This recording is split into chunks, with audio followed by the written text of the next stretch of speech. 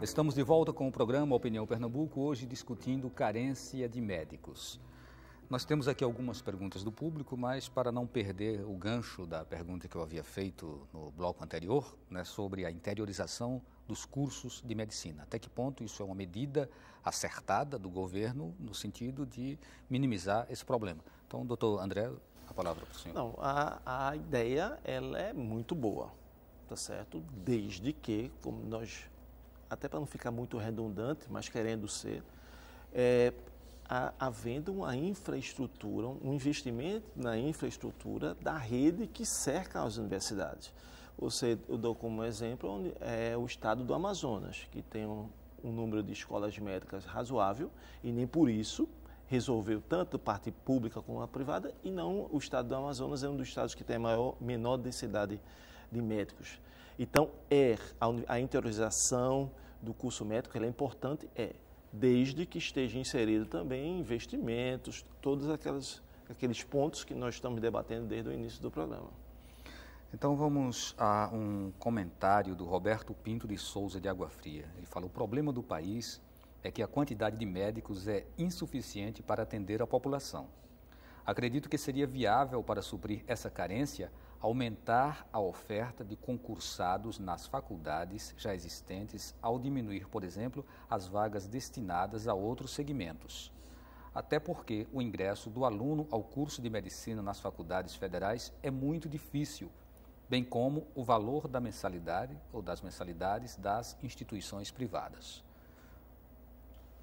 Queria fazer um comentário? Eu acho que essa pergunta já complementa um pouco o que foi discutido antes, né, quando o B apresentou. Hoje, nós temos, no interior do estado de Pernambuco, eu já tinha falado isso antes, 3 escolas médicas, 3 extensões e uma escola federal, que é a Univasf, né? Então, para haver a melhor estruturação, a pergunta anterior era sobre a formação do profissional médico nessa universidade. Então, temos 2 situações. Aqui no Brasil, temos a situação de faculdades privadas que são abertas sem nenhuma estrutura de prática médica. Essas, com certeza, vão ter uma formação muito ruim para o seu profissional médico. E nós temos também aqui em Pernambuco, universidades públicas que estão com situações adversas dos seus hospitais e escolas, precariedade da situação, tanto de insumos como de estrutura, de laboratório e de material humano. Mesmo assim, a formação desses profissionais são formações adequadas, mesmo com toda essa adversidade. No interior do estado, nós temos universidades públicas, estaduais e federais que têm que estimular e têm que trabalhar junto com aqueles hospitais regionais uma forma de se unir, de se organizar e dar aquela formação prática que o estudante precisa. Eu estou falando do Garanhuns, que do B falou, que é o Hospital Regional do Moura, serviria como hospital escola, tem que ter uma estruturação específica para isso. Estou falando de Caruaru, onde o Hospital Regional do Agreste tem que ter uma formação específica para isso, e de Serra Talhada, onde o Hospital Regional de Serra Talhada tem que ter uma formação organizada para a formação desses profissionais. E a Univasf, onde nós estamos discutindo hoje com a reitoria sobre o Hospital de Urgência e Trauma, que tem que ser, está faltando insumo, está faltando profissional médico, não tem formação adequada para os residentes, médicos residentes lá, que também querem ficar lá, fixar, né, a residência médica naquela região, e está vivendo problemas sérios. Mas eu concordo, eu acho que a gente tem que trabalhar na formação das provas de vestibular de forma organizada para ter o quantitativo correto de especialidades, e não essa inversão que André falou de especialistas versus médicos generalistas. A gente tem que trabalhar mais o estímulo do profissional na atenção básica. Nós temos mais comentários aqui. A Janaína do Pina, ela diz que é a favor da vinda de médicos estrangeiros e diz que a saúde não pode esperar. Ela fala de uma questão de emergência e, inclusive, esse é o argumento do governo. Assim, nós defendemos, apesar de não concordarmos com a ouvinte, voltamos a falar, a questão médica no país necessita de um estudo mais amplo. Trazer simplesmente 6 mil, 7 mil, 8 mil médicos, seja de onde for, não vai resolver o problema da assistência médica no país. Nós precisamos de discutir, inclusive as universidades, sociedades civis, poder legislativo, todos têm que sentar sem vaidade e discutir amplamente por isso. Mas discordamos dessa hoje o PINA e Brasília Teimosa tem unidade de saúde da família do município do Recife. E está entre uma das mais, da nossa avaliação, das mais organizadas.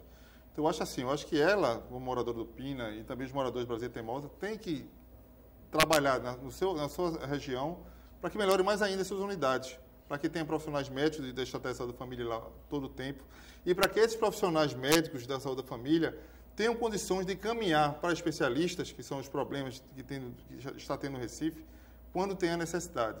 Então, o problema que está havendo no PINA e na região são outros. É falta de estrutura e falta também de especialidades para o médico de estratégia de saúde da família encaminhar esses pacientes. O Simplício do Cabo, ele diz que as grandes emergências da capital também sofrem com a falta de médico. A justificativa de que só falta médico no interior é incorreta. Nas emergências, ou inclusive talvez o que o leitor esteja confundindo é que talvez a demanda nas emergências é muito aquém da capacidade resolutiva da equipe médica. Nós temos problemas hoje na clínica médica do Hospital Otávio de Freitas, que está com a demanda, a equipe médica bastante defasada, mas as equipes de cirurgia geral, de ortopedia, no grosso modo, elas estão contempladas. Nós temos mais aqui uma opinião do João Martins, da Bomba Demetério. Ele traz um argumento também parecido, diz que trabalha na área de saúde e concorda que faltam médicos. Comenta que deve ser feito revalida e que conhece uma médica cubana que trabalha em Vitória de Santo Antão e é muito boa. Essa provavelmente fez a prova de validação do diploma e está aí exercendo plenamente o seu exercício da medicina, como aquilo que a gente defende. Em relação à pergunta anterior, o que o B falou, é que existe, sim, aqui nas capitais, uma sobrecarga do atendimento e não falta de profissionais. Existe 2 cirurgiões no hospital de grande porte, mas teria necessidade, pela demanda, de 4 ou 5 cirurgiões. Mas isso acontece por quê?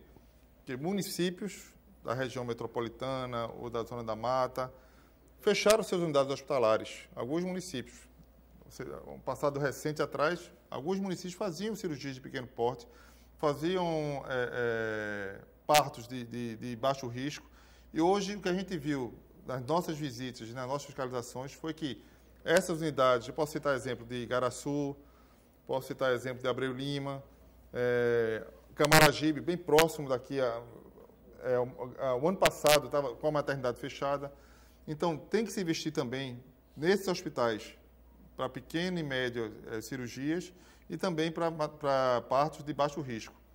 Senão vai ficar tudo centralizado aqui na capital e vai sobrecarregar as maternidades, vai sobrecarregar os grandes hospitais como HR, Getúlio Vargas e Otávio de Freitas, que está sobrecarregado também de pacientes de ortopedia pelo problema dos acidentes com motocicletas. Então, essa situação ela tem que ser analisada e discutida pelos poderes públicos, estadual e municipal, e daí a gente avançar na melhoria dela. O Opinião Pernambuco tem como premissa como princípio não fazer filtro das perguntas que chegam, né? Então, tem uma pergunta aqui do Fábio Braga, ele diz que gostaria de saber o percentual de médicos que abandonaram a profissão e quantos médicos perdem diploma por ano por erros graves e corrupção, no caso de profissionais ligados a hospitais públicos. Não, no Conselho Regional de Medicina, na história, desde que o Conselho foi fundado em 1957, há apenas dois médicos que foram cassados por ilicitude ética. Tá? A outra pergunta, qual foi a primeira? Se tem casos de médicos afastados, né? Se abandonar o curso médico. Abandono de curso e... A profissão de médico, né? Pelo Conselho ou assim, aleatoriamente? Ele não cita, a né? pergunta dele que abandonaram a profissão e quantos médicos perdem diploma por ano? Não, perde por diploma por ano, como eu falando, só 2 médicos desde 1957 que foram cassados por ilicitude ética. A Cristina da Guabiraba, a saúde mais precária do que está não vai ficar. É necessário que haja uma preparação dos funcionários. O bom atendimento é essencial para a cura. Esse é um comentário dela. O Isaac Lima, de Igaraçu. Aqui em Igaraçu não tem médicos. Quando chegamos a um hospital, eles nos mandam para a UPA, pois não tem profissionais para nos atender e então as UPAs ficam lotadas. Qual o órgão que pode resolver isso? O que devemos fazer para isso mudar? Nessa questão da UPA, a gente teve até um dado recente que vem encaminhado do último Congresso Brasileiro de Medicina e Saúde, Medicina e Estado da Família, Congresso Brasileiro. O financiamento de uma UPA mensal equivale ao financiamento de 16 unidades de saúde da família, né? E eu comentei que Igaraçu, e foi complementado agora por esse morador de Igaraçu, a situação de Igaraçu. A saúde da família Igaraçu, todos os médicos tinham vínculos precarizados na gestão anterior. Na gestão atual, nós não tivemos ainda o contato com o prefeito e com o secretário de saúde.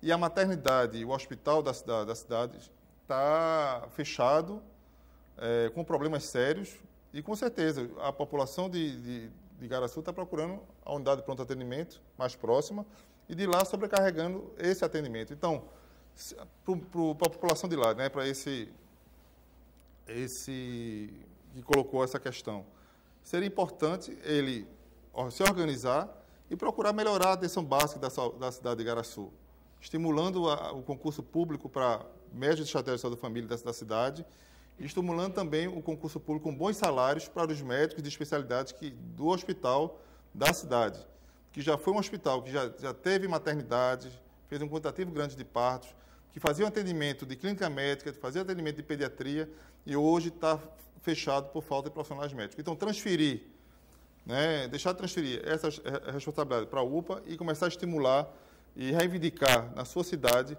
a formação de profissionais de estratégia da família e profissionais também nessa unidade municipal.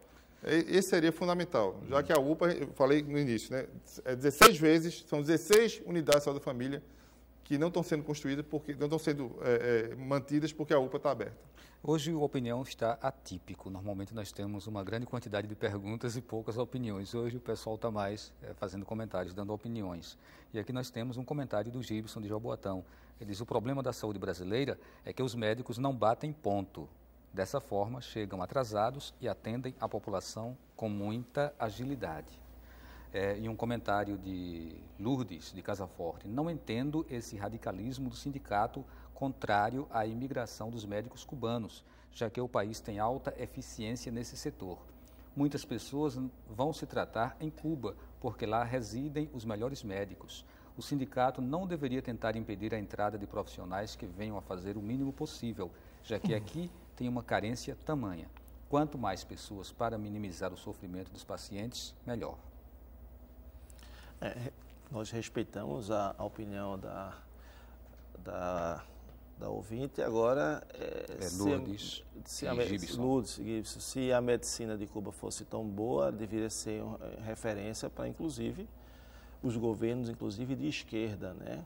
Nossa presidente foi acometida de uma doença hematológica e teve que procurar o atendimento do sírio-libanês. O nosso ex-presidente Luiz Inácio Lula da Silva teve um câncer de laringe e procurou também os melhores médicos do país que estão sendo sírio-libanês, diferentemente pudesse ter procurado em Cuba. Então, o caminho não é isso. A gente não está discutindo eficiência do modelo de Cuba nem do modelo de Pernambuco. Nós estamos discutindo que a importação dos médicos não vai ratificar efusivamente, não vai resolver o problema da saúde pública nesse país. É querer menosprezar demais um problema tão grande com uma pequena ideia. Uhum. Tem um comentário aqui do Helder, da Boa Vista. Ele fala: se as pessoas não misturassem bebida e direção, tivessem educação e saneamento básico, não haveria tamanha carência de médicos nos hospitais. O José Roberto, da Iputinga: os convidados estão preocupados com a saúde da população ou em ter concorrência com médicos que querem trabalhar no interior? Não, de jeito nenhum. No início do programa, todos os médicos bem informados, seja em qualquer país, desde que se submetam às regras do nosso país, serão muito bem-vindos, tá certo? Isso não é questão de jeito nenhum. Nós, inclusive, como antes da pergunta da médica que trabalha em Vitória de Santo Antão, provavelmente, ela, como o senhor falou, ela foi submetida ao programa de revalida e está exercendo com dignidade o exercício da profissão. Tem uma pergunta aqui, qual seria o salário, né, dos médicos que virão de outros países? E o Estado tem algum projeto para as medicinas alternativas? Esse é o Abdênio Barbosa. Tem uma pergunta também da Zélia da Tamarineira. Os senhores não querem que os médicos de outros países venham e os médicos da capital não querem vir para o interior. O que os senhores querem? Ela pergunta, o que os senhores querem? E por que os testes feitos para esses médicos do exterior não são feitos com os médicos daqui para ver o nível? O nível dos testes teóricos que o Dr. André do B falou são o mesmo nível dos testes que são feitos para a residência médica. O profissional médico, boa parte dos profissionais médicos, quando termina o curso médico, eles fazem a residência médica, que é uma prova teórica, algumas vezes também tem questões práticas, tem uma parte prática, onde você pega as 4 clínicas, gineco-obstetrícia, pediatria, clínica médica e medicina preventiva. Então, a grande maioria dos profissionais médicos das universidades brasileiras, eles passam na residência médica. Logicamente que existe uma classificação, mas eles passam na residência médica. Diferentemente do Revalida, onde grande parte dos profissionais eles não são aprovados ainda na primeira fase. Certo. Nós estamos chegando realmente no final do programa. Temos apenas 10 minutos para considerações finais. Doutor André. Agradecer um convite para que o Conselho participasse de um assunto tão importante como esse. Achamos que há necessidade imperiosa de aprofundarmos essa discussão. Nós, batendo na mesma tecla, a importação de médicos não vai resolver o problema da saúde desse país. É preciso discutir amplamente com todos. E estamos abertos, tá certo? Desde que os médicos do exterior se submetam ao exame de revalida. Talvez um encontro, né, entre os médicos e a sociedade para discutir essa questão fosse uma boa ideia. Né? Então, queremos agradecer a participação de vocês, fazer uma correção, que eu disse que teriam 10 minutos, na verdade não seriam 10 minutos, seriam 10 segundos e o nosso tempo acabou. Né? Queremos agradecer a todos os outros que mandaram perguntas também, que infelizmente a gente acabou sem tempo para contemplar. Muitas delas, inclusive, eram bastante semelhantes, né, e a gente foi tentando aqui resolver com as respostas dos nossos convidados. Então, a Opinião Pernambuco de hoje fica por aqui. Nosso agradecimento a vocês, a todos de casa, e uma boa noite.